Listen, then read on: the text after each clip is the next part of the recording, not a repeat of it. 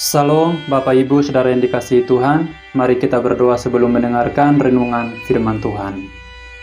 Bapa dalam kerajaan surga, kami akan membaca dan merenungkan firman-Mu, sebab firman-Mu lah yang menguatkan jiwa kami. Kami mohon hikmat dan pengertian dalam memahaminya. Amin. Firman Tuhan kita akan membaca dari Yosua pasal 24, ayat 15 bagian C. Tetapi aku dan seisi rumahku, kami akan beribadah kepada Tuhan. Saudara yang dikasihi Tuhan, firman Tuhan ini akan kita renungkan dengan tema, Aku dan keluargaku beribadah kepada Allah. Allah adalah kasih, sehingga Ia menghendaki dan menghargai sebuah hubungan atau sebuah relasi.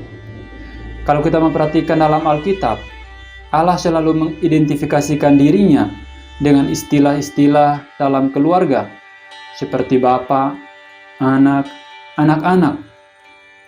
Itu adalah pola sempurna untuk hubungan yang harmonis, hubungan yang indah dalam keluarga. Allah menciptakan kita dan menempatkan kita dalam sebuah keluarga, agar di dalamnya kita saling mengasihi, kita saling berbagi, saling tolong-menolong, dan saling mendukung dalam melakukan apa yang menjadi kesukaan Allah.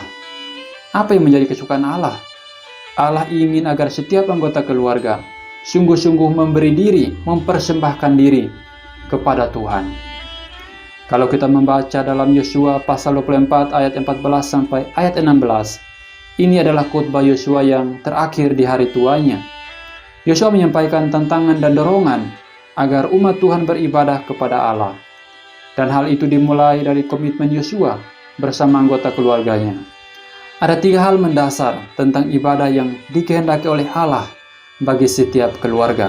Yang pertama, ibadah adalah mempersembahkan tubuh kepada Allah. Kata ibadah dalam bahasa Ibrani memakai kata abodah dari kata dasar ebed yang berarti budak.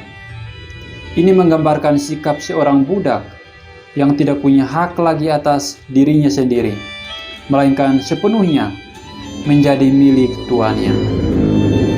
Ada 2 hal yang menjadi ciri ibadah dalam Yosua pasal 24 ayat 14. Dikatakan, oleh sebab itu, takutlah akan Tuhan dan beribadahlah kepadanya dengan tulus ikhlas dan setia. Saudara yang dikasihi Tuhan, ibadah haruslah keluar dari hati dan bukan sekedar aktivitas. Juga bukan hanya berbicara tentang tindakan-tindakan tertentu saja, tetapi harus dilakukan terus-menerus di dalam kehidupan kita dengan kesungguhan hati. Yang kedua, ibadah adalah sebuah pilihan. Bangsa Israel sebagai umat kepunyaan Tuhan seringkali melakukan perzinahan rohani dan beribadah kepada Baal dan Allah lain di seberang sungai Efrat dan Mesir. Ibadah adalah sebuah pilihan karena menyangkut totalitas hidup kita. Seorang tidak bisa menyerahkan hidupnya seutuhnya kepada 2 tuan atau 2 pihak, tetapi harus memilih satu di antaranya. Dalam kisah ini, Yosua memberikan teladan yang baik bagi kita sebagai anak-anak Tuhan, sebagai keluarga Kristen. Yosua menentukan pilihan yang tepat untuk beribadah hanya kepada Tuhan bersama anggota keluarganya. Yang ketiga, ibadah adalah sebuah komitmen.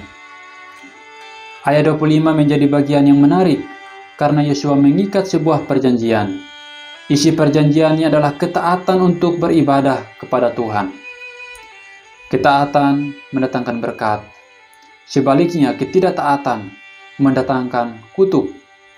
Perjanjian adalah sebuah komitmen untuk memberi hidup sungguh-sungguh kepada Tuhan. Saudara yang dikasihi Tuhan, Allah menginginkan persembahan totalitas hidup kita kepadanya.